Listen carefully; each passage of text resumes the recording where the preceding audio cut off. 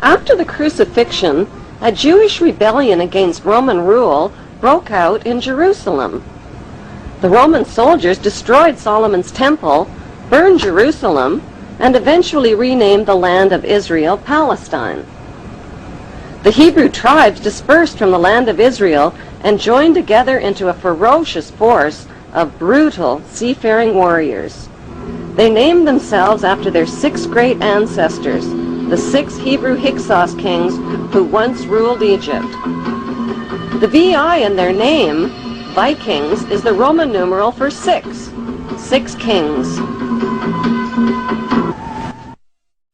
Was the largest tribe of Israel and the first to replace the god of Judaism with pagan fertility gods.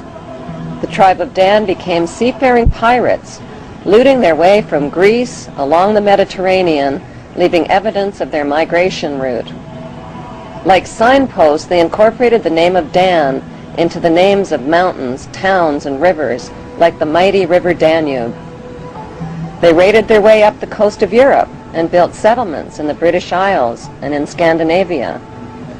The country of Denmark literally means the mark of Dan. Carvings of snakes and dragons on their ships, the red and white stripes on their sails, and archaeological relics reveal that the tribe of Dan became none other than the dreaded Vikings. The pagans arrived like stinging hornets, and spreading on all sides like fearful wolves, robbed, tore, and slaughtered not only beasts of burden, but even priests and monks and nuns. They came to the church of Lindisfarne and destroyed everything, trampled and polluted the holy places. Their mouths froth, their eyes stare, they howl like wild beasts. Joined by the Israeli tribe of Naphtali, they continued their reign of terror through the British Isles, accumulating massive amounts of wealth. Then the unthinkable happened. Their king, King Canute, was crowned King of England, Denmark, Norway, and Sweden in 1016 AD. And so the tribes of Israel had found a new homeland, and the throne of Israel had found a new throne, the throne of England.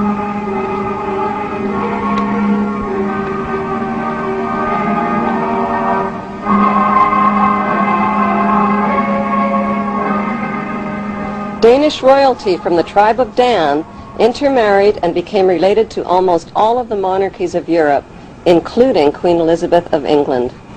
The bloodline of the tribe of Dan was firmly established in royal power circles. A unique Viking genetic disease called Dubitraz contracture, causing tightening of the tendons in the hand, give it a claw-like appearance.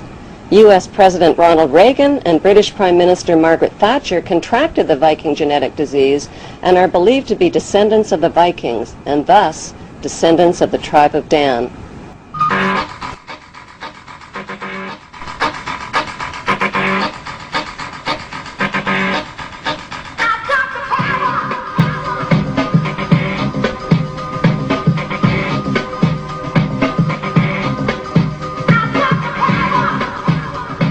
The media has misled the public into believing that Queen Elizabeth II is a symbolic ceremonial figurehead with little or no real power, that she is a cold but harmless old relic who passes her time sipping tea at the palace.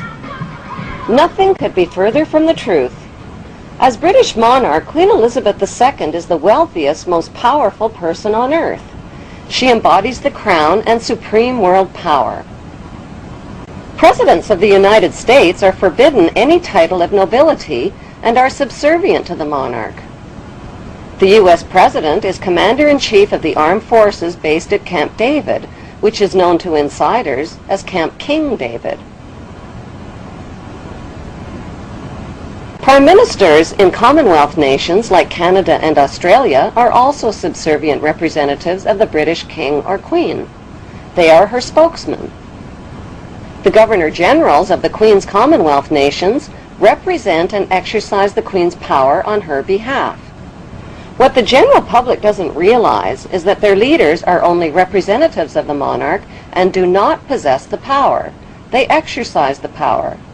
They do not reign, they rule.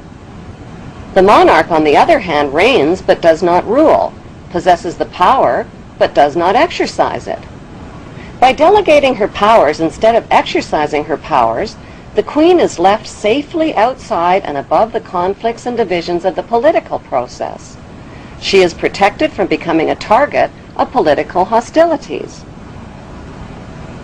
Meanwhile, the general public is kept in the dark about the true powers that the Queen actually possesses, powers that she delegates but has not yet chosen to exercise. So what exactly are these powers that the Queen possesses but has not chosen to exercise? Her powers include the power to choose the Prime Minister and to dismiss the Prime Minister through her Governor General, the power to dismiss ministers and the government, the power to dissolve Parliament and call new elections, the power to refuse legislation passed by Parliament, the power to command the armed forces and raise a personal militia. She has the power to read confidential government documents and intelligence reports, the power to declare a state of emergency and issue proclamations. She has the power to call elections and enact laws in Her Majesty's name. Few people realize that not a single law is passed without the Queen's consent. She has the power to exercise Crown prerogatives, which means the Queen can declare war through her Prime Minister without even the agreement of Parliament. She has the power to grant and bestow titles and honors like Sir, the power to pardon convicted criminals. So why has the Queen been allowed to legally possess all of these supreme powers? For the sake of tradition? What exactly is the meaning of the term the Crown? The Crown is defined as executive powers exercised in the name of the monarch. The actual crown itself, worn by the monarch, is a symbol of the Queen's executive powers. The Parliamentary Oaths Act of 1866 requires all leaders of 54 Commonwealth nations to swear an oath of loyalty to the Queen, not to the people who elected them. I swear by Almighty God that I will be faithful and bear true allegiance to Her Majesty Queen Elizabeth, her heirs and successors according to law, so help me God. Those who do not swear allegiance to the Queen are deemed unfit for office, including the Prime Minister, police, military, judges, legislators, lawyers, and public servants.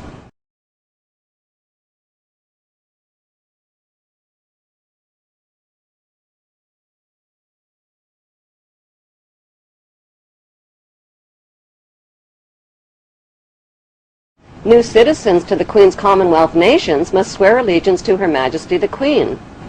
Public land in the Queen's colonies like Canada is called Crown land and includes Aboriginal land. Government corporations are called Crown corporations. The Central Bank of Canada and the Canadian Mint are Crown corporations independent of most government controls. Neither Canada nor Australia, two huge and independent countries in their own right, has dispensed with her services as their head of state. Arms, stationery, and printing are printed by the Queen's printer. Canadian warships are called HMCS, Her Majesty's Canadian Ship, and in Australia they're called HMAS, Her Majesty's Australian Ship. Canada's National Police Force is called the Royal Canadian Mounted Police. All government contracts are between a company or individual and Her Majesty. Court summons are issued in the name of the Queen, and all public inquiries are called royal commissions. Commonwealth money carries the Queen's image worldwide as a reminder of her authority. The Queen is the lifetime hereditary head of state of Great Britain and her colonies and is unelected and unaccountable.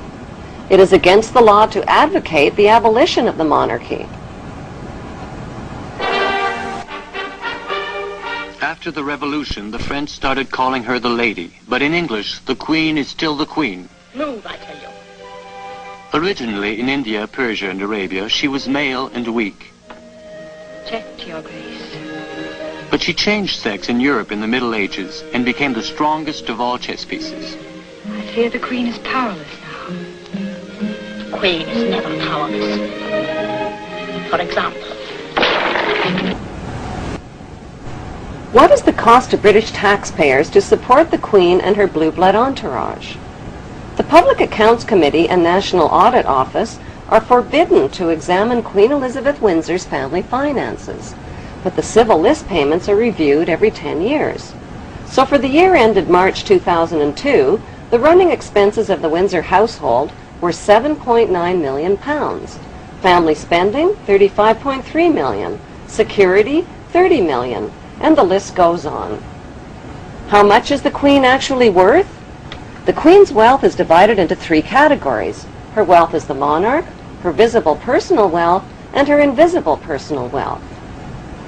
The Queen's wealth as the monarch includes 54 Commonwealth nations worldwide, millions of acres of Crown land and resources, thousands of Crown corporations, and the corporate city-state of London, which is the capital of world finance. The Queen's visible personal wealth, which was accumulated tax-free until 1992, includes royal yachts, Rolls-Royces, racehorses, 5 castles, the world's largest collection of jewels, 20,000 old masterpieces, and billions of Class A shares in blue-chip stocks and bonds which have been invested and reinvested over and over again tax-free. Most of the Queen's family fortune was inherited from her ancestors' illegal opium trade with China and the black slave trade. In 1977, the Bank of England Nominees was established to hide the Queen's personal portfolio of wealth. As the British monarch, the Queen has access to privileged information, state secrets, and the world's top financiers. She is immune to accusations of insider trading or conflicts of interest. Her financial portfolio includes Rio Tinto, General Electric, Royal Dutch Shell, British Petroleum, Archer Daniels Midland, and the list goes on. The Queen's visible billions are but a tiny fraction of her invisible wealth accumulated through the black nobility. What is the black nobility? The black nobility is a wealthy aristocracy of elite ruling families who solidified their power in the 12th century by intermarrying with the wealthy godfather families of Venice, Italy. During the bloodbaths of the Christian Crusades, this brutal Italian oligarchy captured the trading monopolies. Over the centuries, the black nobility have used their power and wealth to rape, plunder, and exploit every corner of the globe. Dr. John Coleman's book, The Committee of 300, describes the history of assassinations, kidnappings, robbery, rape, blackmail, coercion, and terror committed by these inbred families on a grand scale. Today, they enrich themselves from the illegal drug and arms trade using whale-distance intermediaries. An estimated $280 billion in flight capital and drug money flows into their secret Swiss accounts. Who are these ruling black nobility families? They include the House of Hanover, Germany, the House of Habsburg, Austria, the House of Orange, Netherlands, the House of Liechtenstein in Liechtenstein, and most importantly, the House of Guelph in Britain. All of these family houses can be found on Queen Elizabeth II's family tree. The black nobility are the founders of the Committee of 300, which is also known as the Illuminati or Illuminated Ones. Queen Elizabeth II is head of the committee of these 300 ruling families. The Illuminati was formed to achieve one main objective, one world government called the New World Order. NWO spells own, backwards. All of today's think tanks originate from the Committee of 300 and include the Round Table, the CFR Council on Foreign Relations, the United Nations, the Bilderbergs, the Club of Rome, the RIIA, and the Trilateral Commission founded by David Rockefeller. Since the British colonization of America, many powerful American families have formed secret societies that cooperate with the black nobility, like the Skull and Bones fraternity at Yale University, which is rooted in German Freemasonry. Its exclusive members are some of America's most powerful and wealthy men, including 2 United States presidents, President George W. Bush and his father, President George Herbert Walker Bush. The Order of the Skull and Bones is located on the campus of Yale University. John Pogue is a Yale graduate and the producer of a Hollywood movie called Skulls. Chosen members enter a windowless hall on campus where they strip naked and lay inside a coffin. During the rituals, they reveal their innermost secrets, including the intimate details of their sexual history. Senior bonesmen dressed in robes chant over the new member in a symbolic death and rebirth ceremony. Each new member takes a vow, swearing a lifetime commitment to the brotherhood, secretly known as the Brotherhood of Death. The crossed bones symbolize the right of new members to double-cross and use any means possible on their rise to power.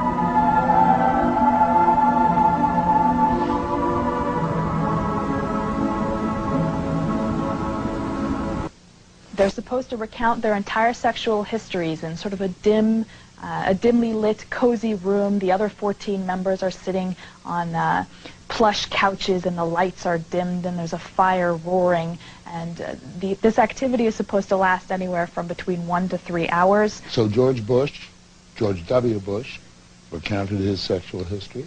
That would have been something they would have done, yes. What is the point of this?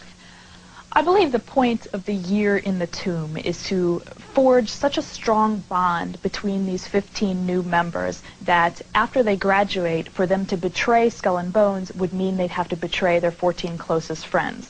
One can't help but make certain comparisons with the mafia, for example. Secret society, bonding, stakes may be a little higher in one than the other, but everybody knows everything about everybody, which is a form of protection. I think Skull and Bones has had slightly more success than the mafia, in the sense that, you know, the leaders of the 5 families are all doing 100 years in jail, and the leaders of the Skull and Bone families are doing 4 and 8 years in the White House. Bones is not restricted to Republicans. Yet another bonesman has his eye on the Oval Office. Senator John Kerry. Skull and Bones is so tiny, that's what makes this staggering. 15 people there are a only year. 15 people a year, which means there are about 800 living members at any one time. We know that a lot of bonesmen have gone on to positions of great power. That's what Skull and Bones' purpose is, to get as many members as possible into positions of power. Though there is this mythology about Skull and Bones pulling the strings of government. You're saying the fact is Skull and Bones are pulling the strings of government. They do have many individuals in influential positions, and that's why this is something that we need to know about.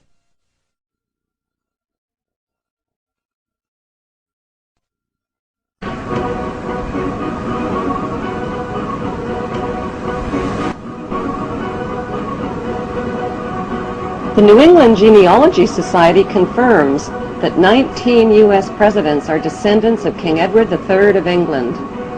Like European royalty, America's blue bloodlines are maintained through intermarriage. George W. Bush is descended from several kings of England and Scotland. He is also a distant cousin of Queen Elizabeth II of England.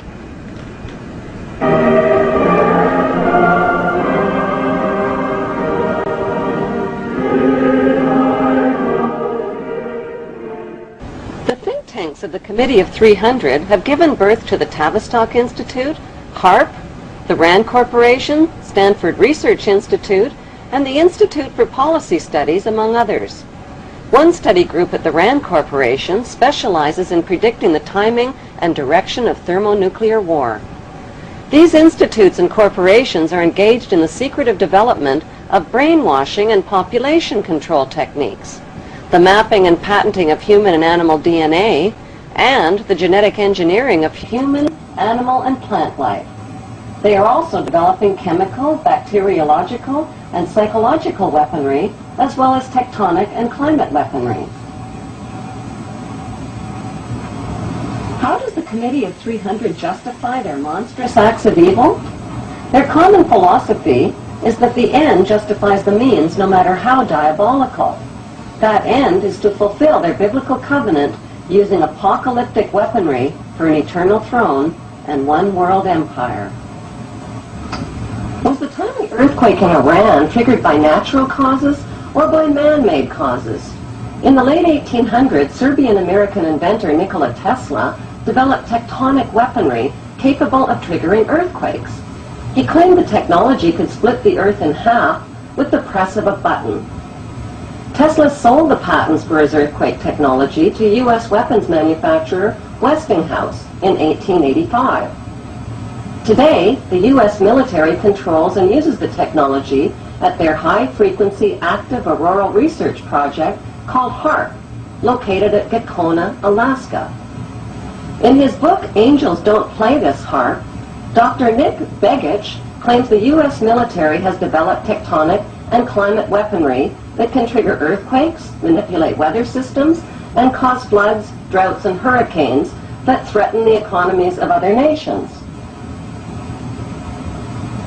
HAARP's vast installations of antenna towers zap the sky's protective ionosphere with an electromagnetic beam, creating extremely low-frequency radio waves called ELF waves.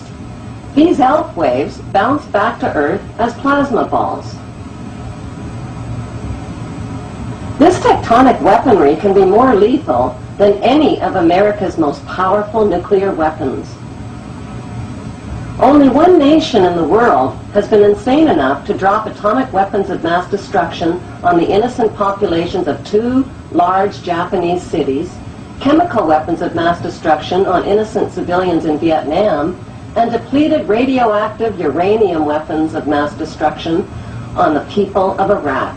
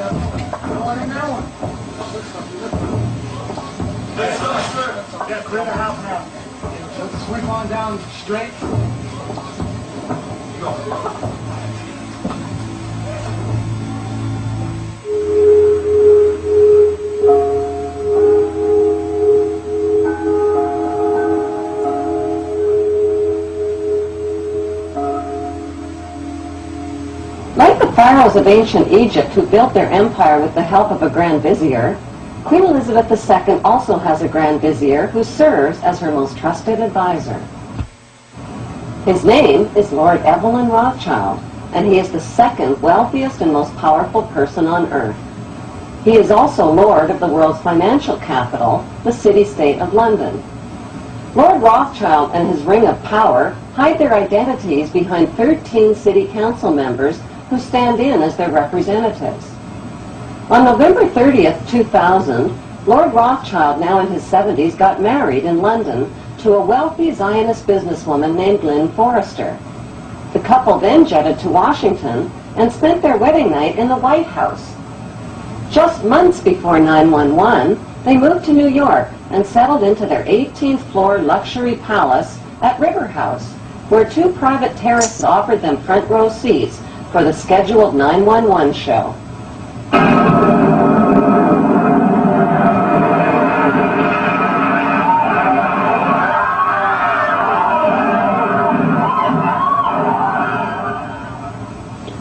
Just how rich and powerful is Lord Evelyn Rothschild? Historically, the Rothschild family wealth was hidden in underground vaults. The Rothschild's secret financial records were never audited and never accounted for. Their family commissioned biographies give the illusion that their family fortune has dwindled, but researchers estimate their wealth at close to $500 trillion, more than half the wealth of the entire world.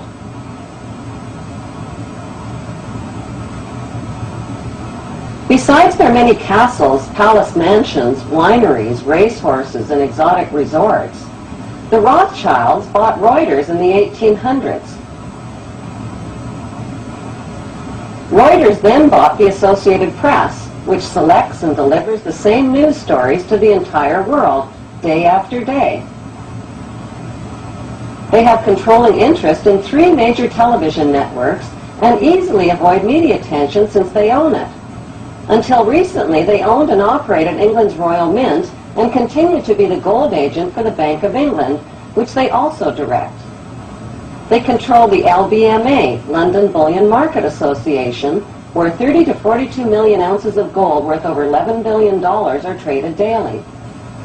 The Rothschilds earn millions weekly just on transaction fees alone. They also fix the world price of gold on a daily basis and profit from its ups and downs. Over the centuries, the Rothschilds have amassed trillions of dollars worth of gold bullion in their subterranean vaults and have cornered the world's gold supply. They own controlling interest in the world's largest oil company, Royal Dutch Shell. They operate phony charities and offshore banking services where the wealth of the black nobility in the Vatican is hidden in secret accounts at Rothschild Swiss banks, trusts, and holding companies. Although Evelyn Rothschild looks like a harmless gray-haired old man, make no mistake about it, Rothschild and his ancestors have handpicked presidents, crashed stock markets, bankrupted nations, orchestrated wars, and sponsored the mass murder and impoverishment of millions.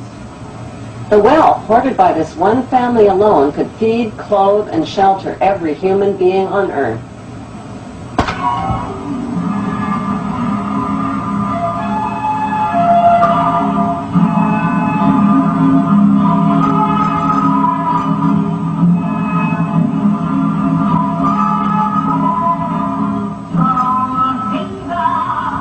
How did Evelyn Rothschild become the filthy rich Grand Vizier to Queen Elizabeth II and godfather of the black nobility?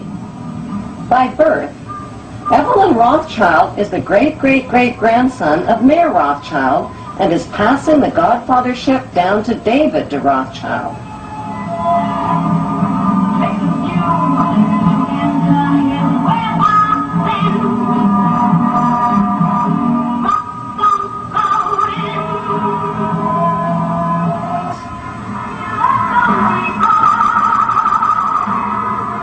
Their story begins in 18th century Frankfurt, Germany, on a cobblestone street called Frankfurt on the Main.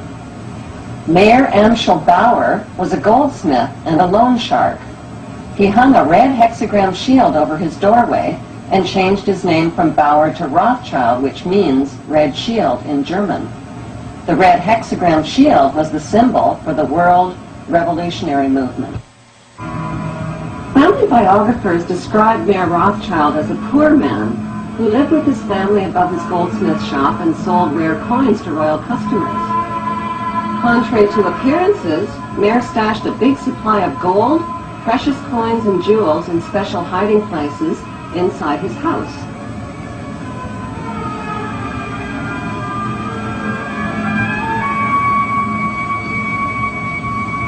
One special hiding place was beneath the back courtyard, where he accessed his strongbox through an underground passageway.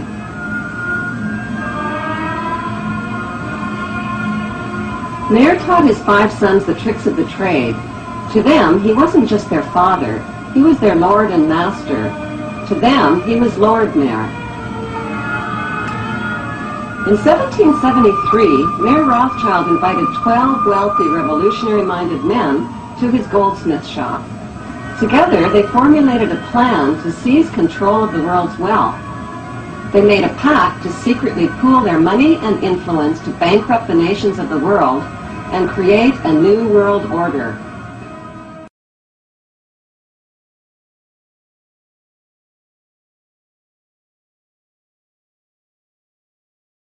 Queen Elizabeth II also has a Grand Vizier who serves as her most trusted advisor.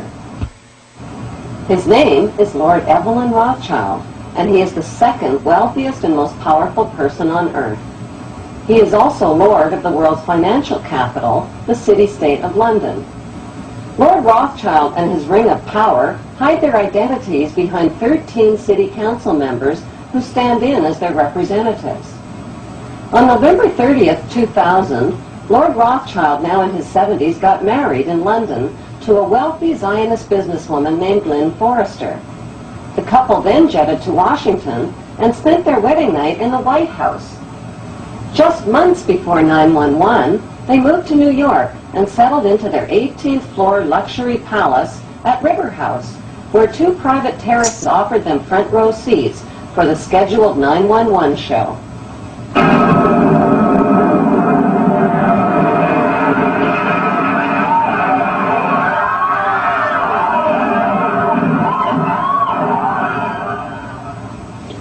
Just how rich and powerful is Lord Evelyn Rothschild? Historically, the Rothschild family wealth was hidden in underground vaults. The Rothschild secret financial records were never audited and never accounted for. Their family commissioned biographies give the illusion that their family fortune has dwindled, but researchers estimate their wealth at close to $500 trillion, more than half the wealth of the entire world.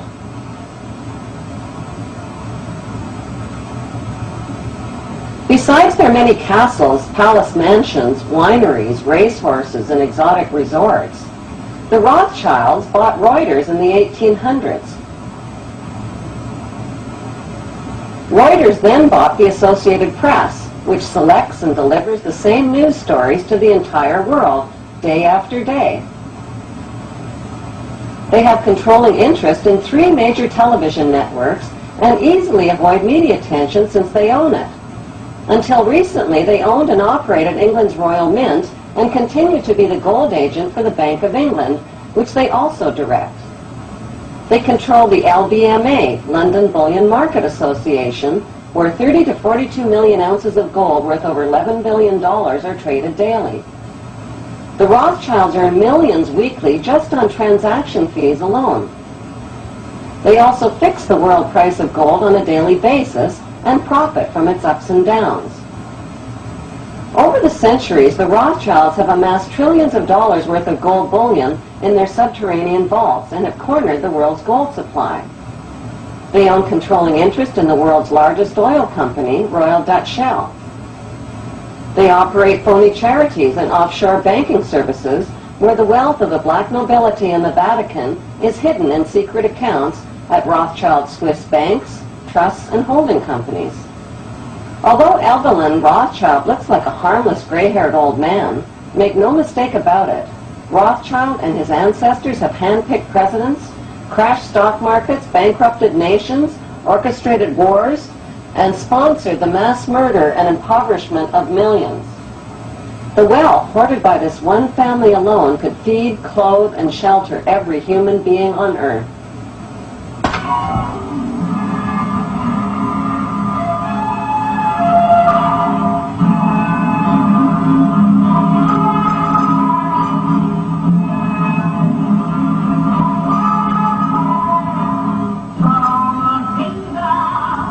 How did Evelyn Rothschild become the filthy rich Grand Vizier to Queen Elizabeth II and godfather of the black nobility?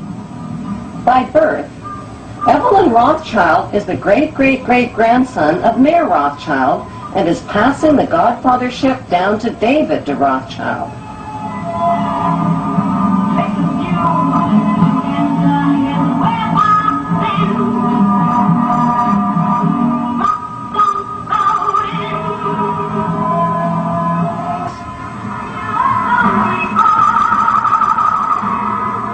Their story begins in 18th century Frankfurt, Germany, on a cobblestone street called Frankfurt on the Main. Mayer Amschel Bauer was a goldsmith and a loan shark.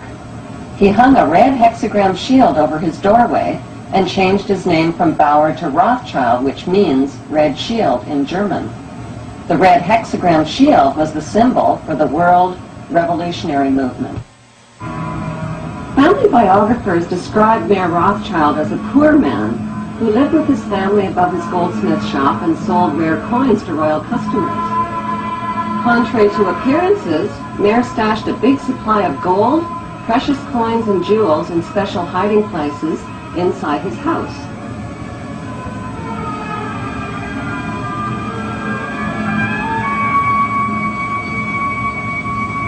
One special hiding place was beneath the back courtyard, where he accessed his strongbox through an underground passageway.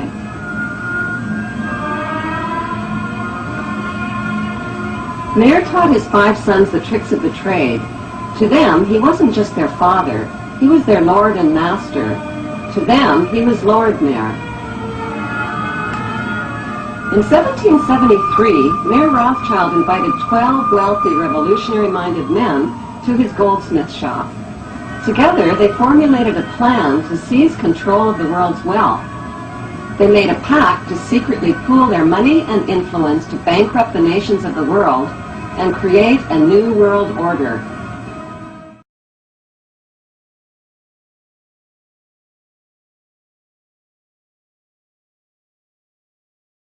Using his connections, Mayer teamed up with Prince William.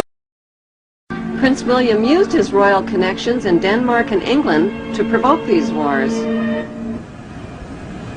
King George III of England rented Hessian soldiers from Mayer Rothschild and Prince William to fight the American colonists.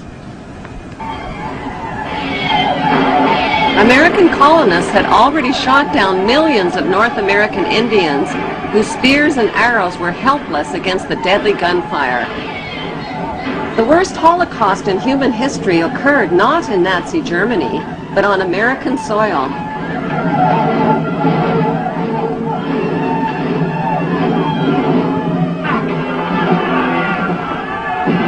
By 1776, British and Hessian troops arrived on American shores, ready to fight the American colonists.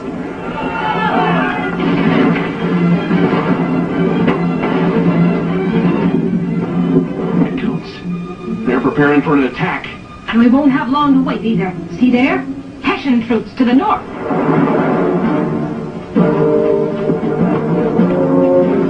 Hessian mercenaries. I can't believe the king is paying Germans to come here and kill British colonists.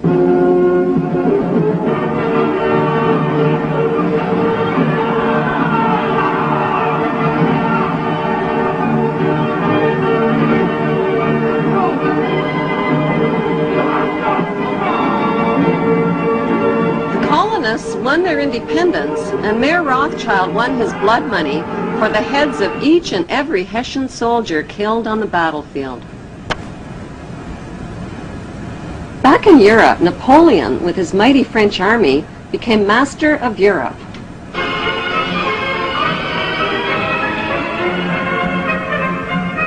When Napoleon and his troops stormed into Frankfurt, Germany, William feared for his life and his vast fortune.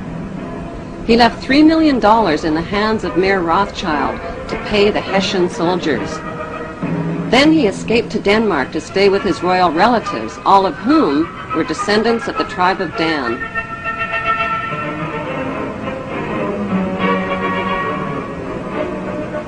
Mayer Rothschild received a stock market tip from his World Revolutionary Network. Instead of paying the Hessian soldiers with the $3 million that was left to him by William, he bet the money on his insider stock market tip.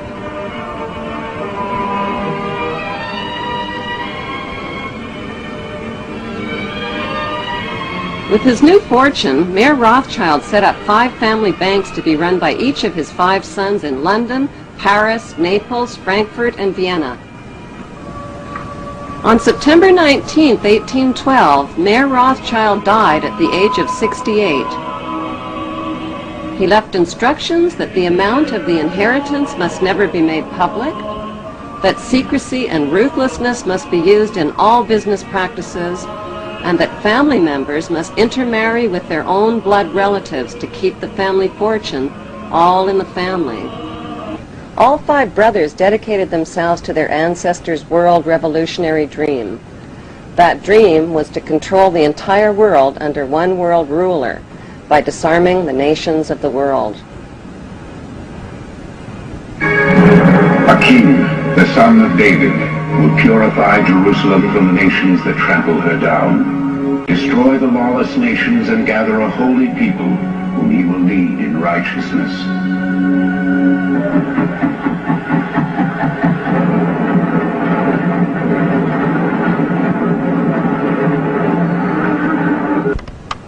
Rothschild's most successful sons were Nathan, who ran the London Bank, and James, who ran the Paris Bank. Together, they changed the face of history and became known throughout Europe as the Demon Brothers. Their father had given them a detailed New World Order plan for world control. Adam Weishaupt wrote and completed the plan on May 1st, 1776 with Rothschild financing. It was a futuristic plan that would put New World Order members over the next centuries into political power positions. I, George Walker Bush, do solemnly swear. I, George Walker Bush, do solemnly. It was a plan to divide and conquer the nations of the world by provoking wars, then profiting from war loans and from the sale of weapons to both sides. Exhausted by war, terror, and chaos, humanity would eventually bow down to one world ruler and one world army as a solution.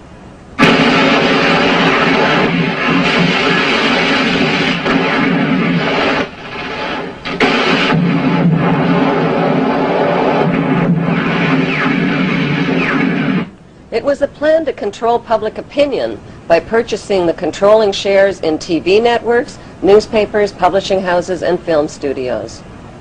Briefings and updates from Washington and around the world every 15 minutes throughout the business day. As influential leaders, global markets, and your money take center stage. On CNN. Sports, games, and alcohol would be used to distract the masses. Laws would be changed, banks would be monopolized, and people and nations would be made into obedient debt slaves.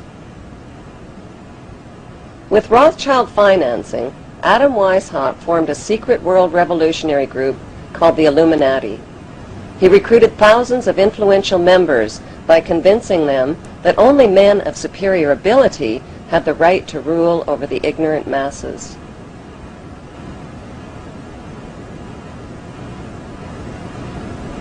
French police exposed the plan when they found documents on an Illuminati courier who was struck by lightning while traveling from Germany to France. The Illuminati was forced underground. They took refuge in the lodges of a secret brotherhood called the Freemasons, who practiced death and rebirth rituals and whose history dates back to the construction of Solomon's Temple.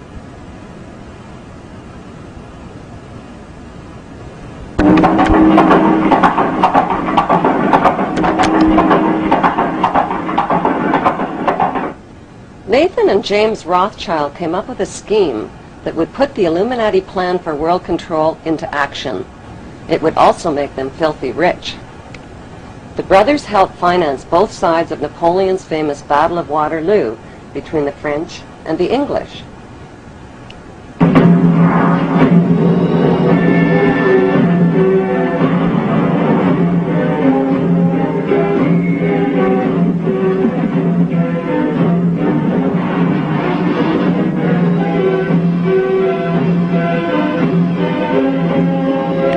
With advanced knowledge of the British victory, Nathan Rothschild spread lies that the British had been defeated, which caused a stock market crash. While panicked English investors sold their life savings, Nathan bought up their market shares for pennies on the dollar. When official news of the British victory over Napoleon was announced, the English stock market skyrocketed, and so did Nathan's wealth. In one foul swoop, the Demon Brothers had double-crossed the English masses and taken control of the Bank of England. Flaunting their stupendous wealth, the brothers went on a lavish spending spree. They bought mansions, fashionable clothes, and hosted extravagant parties.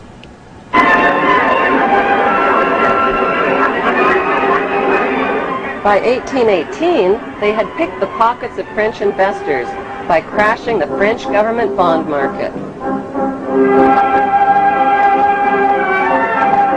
According to plan, the brothers formed the world's first international bank and named it N.M. Rothschild and Sons. The Pope became their most famous customer.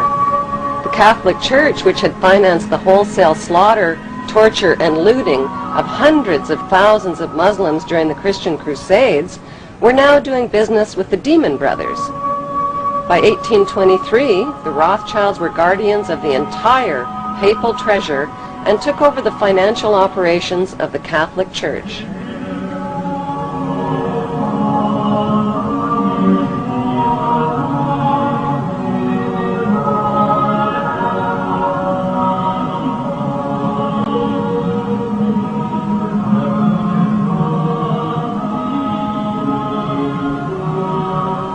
Enraged citizens accused the Rothschilds of conspiring to control the world's money markets.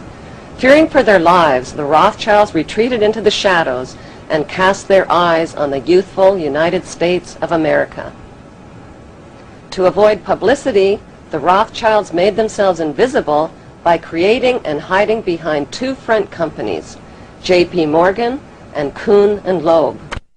More and more power was becoming concentrated in fewer and fewer hands. By 1906, J.P. Morgan's bank controlled 1/3 of America's railways and almost 70% of the steel industry. He eventually had a stake in the major companies of the 20th century, among them AT&T, ITT, General Electric, General Motors, and DuPont. At one point, Morgan made the offhanded comment, "America is good enough for me." And the newspaper William Jennings Bryan retorted, "Whenever you're tired of it, you can give it back." I mean, that was the image of J.P. Morgan, the owner of the United States. The success of Morgan's industrials was quickly reflected in the Dow Jones Industrial Average. The Rothschilds bought controlling interest in England's British East India Shipping Company and the illegal opium trade with China. They offered junior partnerships to New England's leading American families.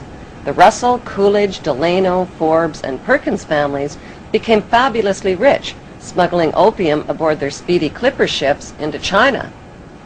In 1820, Samuel Russell bought out the Perkins Syndicate and ran the opium smuggling operation with his partner, Warren Delano Jr., who was the grandfather of President Franklin D. Roosevelt. The United States flag was designed after the British East India Company flag with 13 red and white stripes. Both flags copy the red and white striped sails of the Viking ships, which were the color standard for the tribe of Dan. Finally, Britain found a commodity that China would take: opium.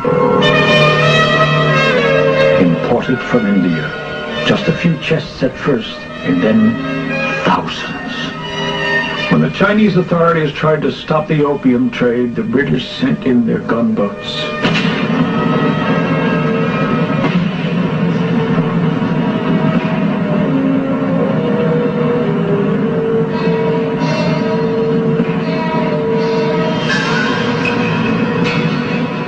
After nearly 20 years of turmoil, the Treaty of Tianjin in 1858 not only allowed opium to be imported, but handed over China's ports and all her international trade to Western control. After the war, opium poured into China on an even greater scale, and her emperors were powerless to stop it. In 1842, the British stole Hong Kong from China in an opium drug deal called the Treaty of Nanking.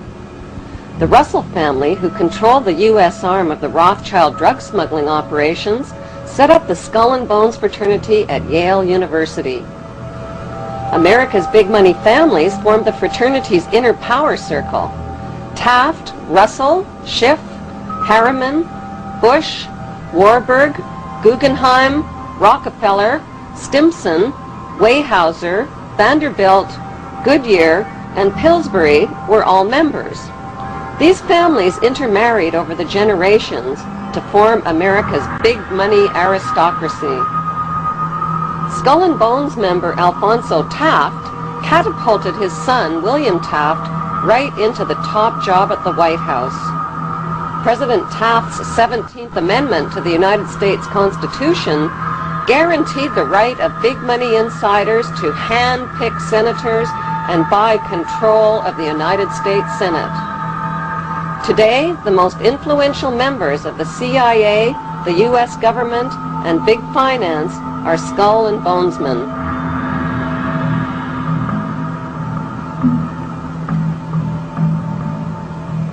The Skull and Bones Brotherhood is rooted in Jewish Kabbalism and in European Freemasonry, which practices similar death and rebirth rituals.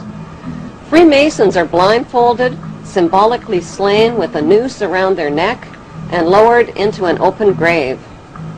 Once raised from the grave, they must look towards a light called the morning star. The Latin translation for morning star is Lucifer. The phoenix bird and double-headed eagle are important symbols in Freemasonry. In Egyptian mythology, the phoenix bird is a god who rose to heaven in the form of a star like Lucifer after his fire immolation of death and rebirth. Death and rebirth themes in satanic witchcraft are marketed to youth in movies like Harry Potter and Lord of the Rings.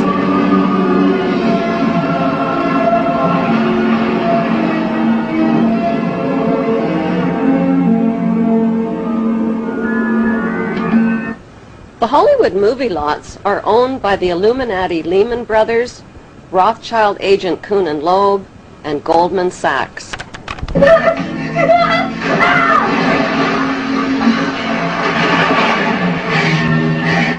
Freemasonry has a pyramid structure. The highest level is a 33rd degree Mason. Solomon's Temple in Israel was located at the 33rd parallel. Most Masons remain at the 3rd degree and provide a cover through their community charitable activities. The Illuminati at the top of the pyramid is the all-seeing eye. At the bottom are the unthinking, hardworking, law-abiding, tax-paying, God-fearing debt slaves called the Goyim, or sheep. Giuseppe Mazzini of Italy was a 33rd degree Mason who replaced Adam Weishaupt as head of the Illuminati in 1834. Mazzini was a member of the Italian Carbonari and created the Mafia's blood rituals and secret oath. He gave the dreaded Cosa Nostra the name Mafia. Mafia is an acronym spelling the names of the original mafiosa godfathers: M for Mazzini, A for Otto Riza, F for Furti, I for Incendi, and A for Avaligmenti. The Mafia arrived on American shores in the 1890s with Illuminati financing to establish underground networks and the black market system. Mazzini appointed America's Albert Pike as sovereign pontiff of Universal Freemasonry and the coordinator of the Illuminati U.S. activities. Pike was a Tennessee Ku Klux Klan judicial officer. A known Satanist, Pike indulged in phallic worship and the occult. He wore a satanic Baphomet symbol around his neck and used his bracelet to summon Lucifer. Pike used the KKK to keep blacks out of the Masonic lodges. In August 1924, Imperial Wizard Hiram Wesley Evans organized a parade of 40,000 Klan members down Washington's Pennsylvania Avenue to the Washington Monument. This event proved the Klan had achieved power, not just in the South and Midwest, but on a national level. In a letter to Mazzini dated August 15, 1871, Pike graphically outlined a blueprint for 3 planned world wars. World War I would weaken, topple, and destroy the powerful Tsarist government in Russia. World War II would pit Great Britain against Germany, destroy Nazism, and create the Zionist state of Israel. World War III would be ignited by fueling aggression between the Zionists of Israel and the Arab world, who would eventually destroy one another. Social, political, and economic chaos would then force the masses to accept one world army and one world government ruled by the Illuminati. In Pike's famous Masonic guidebook called Morals and Dogma, he writes, "Lucifer, light bearer, strange and mysterious name to give to the spirit of darkness. Lucifer, the son of the morning, is it he who bears the light? Doubt it not."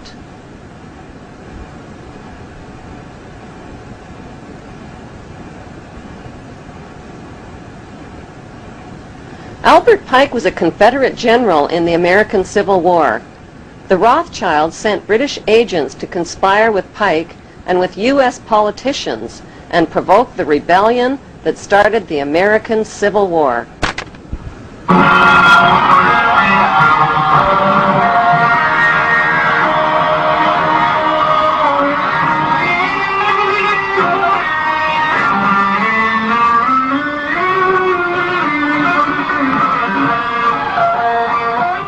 The Rothschilds, whose massive fortune had been built on provoked wars and war loans, offered loans to both sides of the Civil War at 24 to 36% interest. When President Abraham Lincoln tried to stop the loan sharks by issuing greenback dollars interest-free, a gunman with European connections named John Wilkes Booth shot him down in cold blood.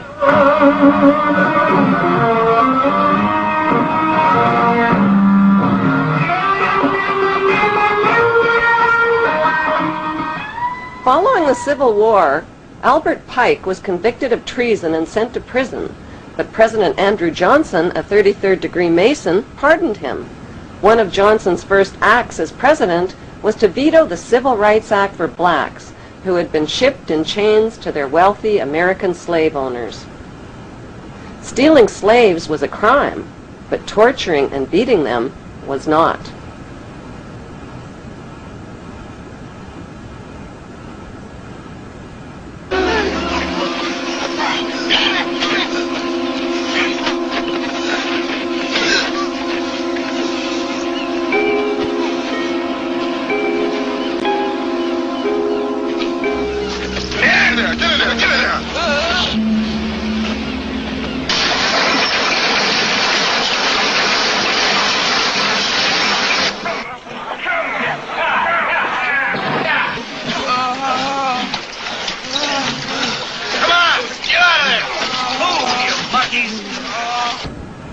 A statue of Albert Pike, a convicted traitor, Satanist, 33rd-degree Mason, and Ku Klux Klan racist, stands today in the heart of Washington, D.C.